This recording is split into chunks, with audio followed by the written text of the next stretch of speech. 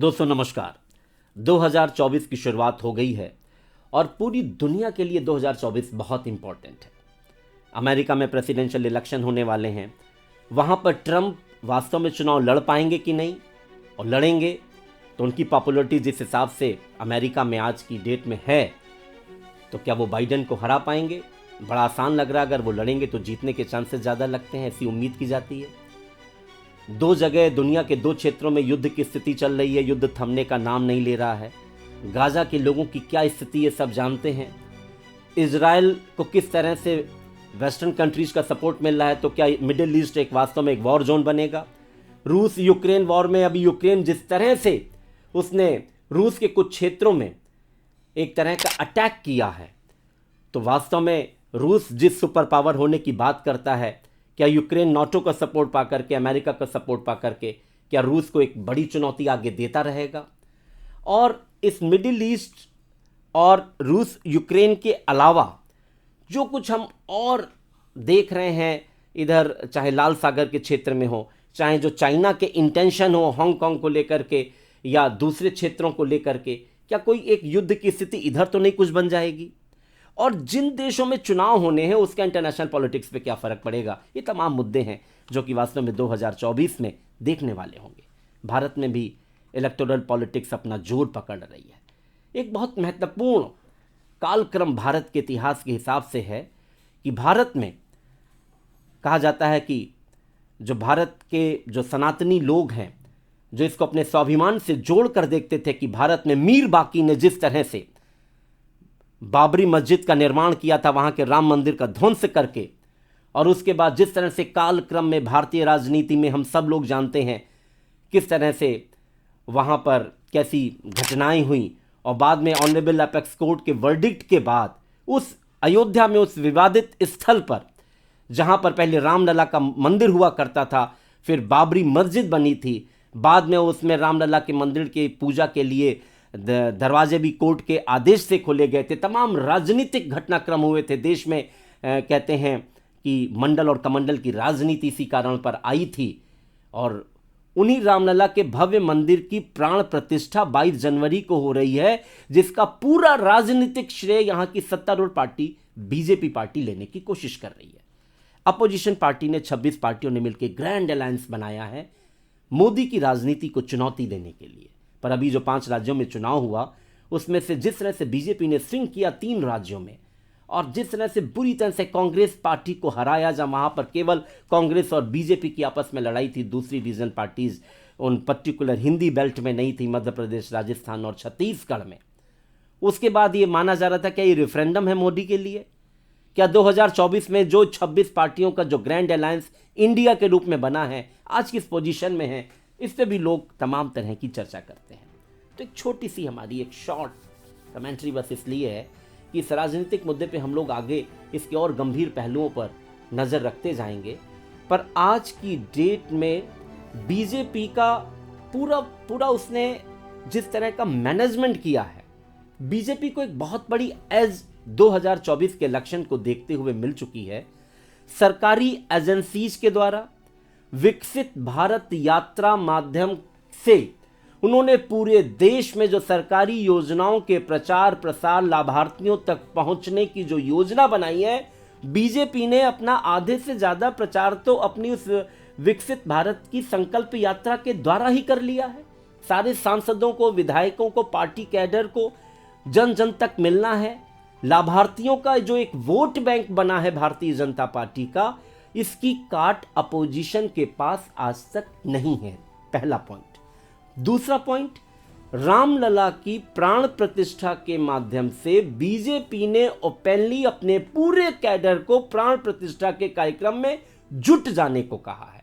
और प्राण प्रतिष्ठा के कार्यक्रम में जब उनका पूरा कैडर जुटेगा, दुनिया की सबसे बड़ी पॉलिटिकल पार्टी जिसके पास सबसे ज्यादा कार्यकर्ता हैं, उसको चार्ज कर दिया गया है। और जो वातावरण, जिस तरह से इवेंट मैनेजमेंट का काम बीजेपी की पार्टी और केंद्र सरकार कर रही है दुनिया भर में 22 तारीख को फोकस करने की, और उसके बाद देश भर के विभिन्न प्रांतों से, जिलों से लोगों को भारतीय जनता पार्टी के कार्यकर्ताओं और जो उनका मैनेजमेंट है जहां उनकी सरकार है उनके प्रशासन का सहयोग लेके, जहां उनकी सरकार नहीं उनके कैडर का सहयोग लेके, तमाम तरह के तन मन धन की व्यवस्था दिल्ली से लेकर के तमाम अन्य प्रांतों से करा करके पूरा एक वेव बनाने की कोशिश है। तो निश्चित रूप से बीजेपी ने तय कर लिया है कि वो मोदी गारंटी, जिसको मोदी अपने भाषणों में कहते हैं, कि जो हमारी योजनाएं हैं जो लोगों तक पहुंची हैं, और प्लस रामलला के कारण, एक नई वेव के कारण बीजेपी इस प्लैंक पे चुनाव लड़ने को तैयार है। अपोजिशन के पास क्या मुद्दे हैं? अपोजिशन मुद्दों की तलाश में है, बैठ के कर रही है।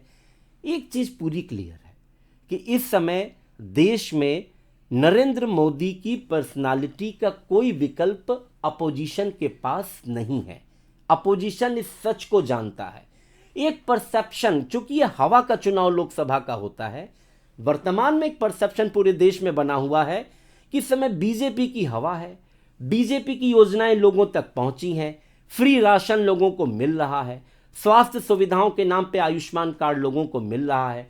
बीजेपी अपने प्रचार प्रसार में तमाम तरह की अन्य योजनाएं बताती है जिससे लगता है ये पूरा रामराज है, पूरा स्वर्ग है, हर आदमी कोई कष्ट में नहीं है, सब कुछ बहुत बढ़िया। उस हिसाब से बीजेपी की क्लियर विक्ट्री है, अपोजिशन में कहीं कोई है नहीं, आपस में बिखराव है। जो 26 और ये जो 36 दल हैं ये आपस में लड़ते हैं, कोई सीट शेयरिंग फार्मूला नहीं है, कोई इनका लीडर नहीं है। तो एक पहला जो परसेप्शन आता है कि बीजेपी की तो जीत नहीं है, 2024 की लड़ाई नहीं है, अब 2029 या उसके बाद की लड़ाई देखियो, बीजेपी के नेता अक्सर इस प्रचार में कहते हैं। रियलिटी क्या है? रियलिटी, ग्राउंड रियलिटी ये है कि बीजेपी जिस तरह से राम मंदिर के इशू को अपना मेन इशू बना रही है, उसी पे पूरा चुनाव लड़ना चाहती है।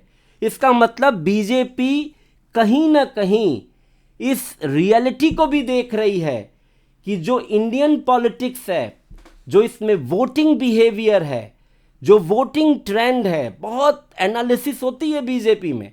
आरएसएस से लेकर के तमाम संगठन उसमें दिन रात लगे ही रहते हैं कि कैसे पावर को गेन करना है, सत्ता पे राज्यों में और केंद्र पे अपनी पार्टी की यानी बीजेपी को बिठाना है।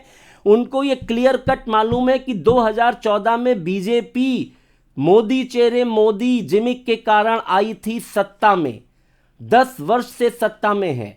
2019 में अगर पुलवामा बालकोट की घटना ना हुई होती, देशभक्ति का ज्वार अगर जनता में चुनाव के समय ना जगा होता, तो शायद बीजेपी की वापसी आसान नहीं थी, जो उस समय का वातावरण था।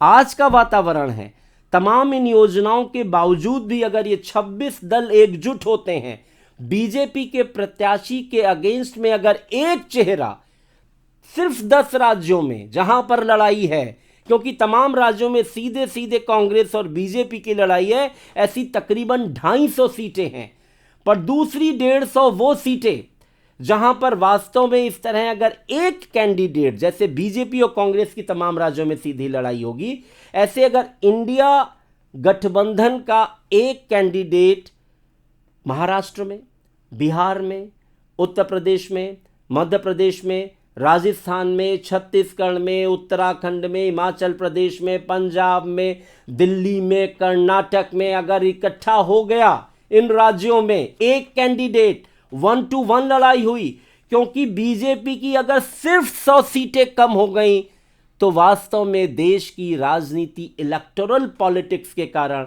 जातीय गोलबंदी के कारण, क्षेत्रीय इश्यूज के कारण, तमाम तरह के अलग अलग क्षेत्रों में इश्यूज के कारण, समीकरणों के कारण जो सोचा जा रहा है शायद वैसा रिजल्ट ना हो। आंकड़ों पे देखिए, 2014 में भारतीय जनता पार्टी को 31% वोट मिले थे, उनकी सीटें थी, भारतीय जनता पार्टी की मैं बात कर रहा हूं, 282, और 6% वोट का इजाफा होता है 2019 में, जब बालकोट और पुलवामा जैसी घटनाओं के कारण देशभक्ति का ज्वार होता है, एक पक्ष बीजेपी के पक्ष में हिंदी बेल्ट में वोट पड़ता है, तब सीटें होती हैं 303।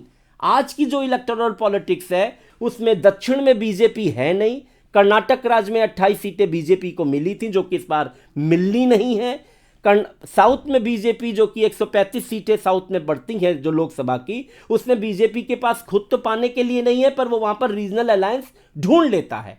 लेकिन इन राज्यों में जहां पर अभी चुनाव हुए और बीजेपी ने वहां पर अपनी विक्ट्री हासिल की है मोदी चेहरे के कारण, पर वहां पर जो अपोजिशन पार्टी का जो वोट शेयरिंग है वो बहुत ज्यादा कम नहीं है, 4 से 6% तक जो वोट मध्य प्रदेश में कम है वो कांग्रेस और सपा की लड़ाई के कारण हुआ था। अगर वो एकजुट होकर एक कैंडिडेट देते हैं।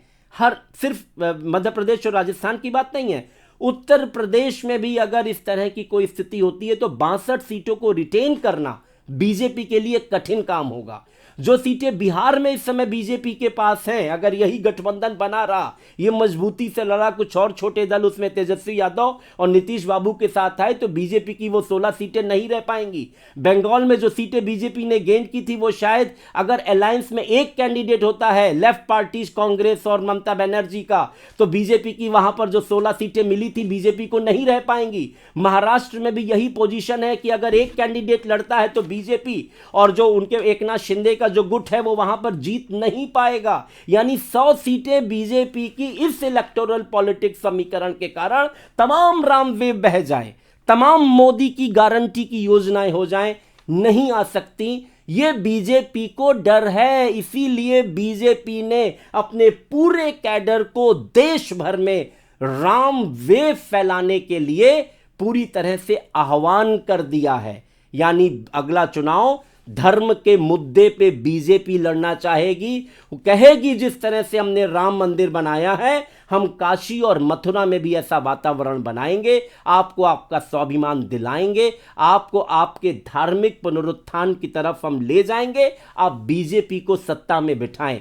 और जिस तरह से अपोजिशन पार्टी अभी तक लीडरलेस, इशूलेस नजर आ रही है, अगर सिर्फ एक मुद्दे पर जातीय गोलबंदी करते हुए अपने अपने क्षेत्रों में रीजनल लीडर्स जहां पर प्रभावी हैं उनको नेतृत्व देते हुए, और भविष्य में कि अगर कभी कोई उम्मीद बनती है कौन इसका नेतृत्व करेगा, ये सीटों पे डिपेंड करेगा। ये एक इंटरनल इनकी अंडरस्टैंडिंग हो गई है कि ममता बनर्जी लड़िए मजबूती से, लाइए बंगाल से मैक्सिमम 2/3 सीटें, अखिलेश यादव लड़ो उत्तर प्रदेश में, लाओ मजबूती से सीटें, नीतीश बाबू जेडीयू और तेजस्वी यादव आरजेडी लड़िए, लाइए मजबूती से सीटें।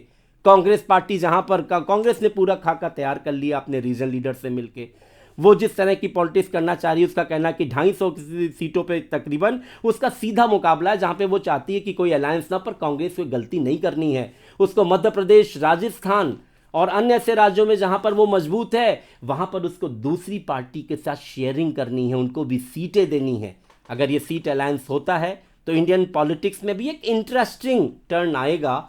और मुद्दों की राजनीति जो अभी नहीं नजर आ रही है, क्योंकि जब चुनाव प्रचार होगा, आधा चुनाव प्रचार तो बीजेपी अपना कर ही चुकी है अपनी योजनाओं के प्रचार के माध्यम से, और अब रामलला के माध्यम से लोगों को जुटने के लिए। अब इशू बेस्ड पॉलिटिक्स क्या अपोजिशन ला पाएगी, ये देखना है। इंडियन पॉलिटिक्स किधर जाएगी, धर्म का उफान भारतीय राजनीति में आएगा जो एक नई तरह की राजनीति को जन्म देगा। मोदी मैजिक पूरी तरह से क्या 2024 में चलेगा? 303 सीटें हासिल करने वाली बीजेपी क्या 100 सीटें कम की तरफ जाएगी, या 50 सीटें या अपने टारगेट 100 सीटें ज्यादा की तरफ जाएगी?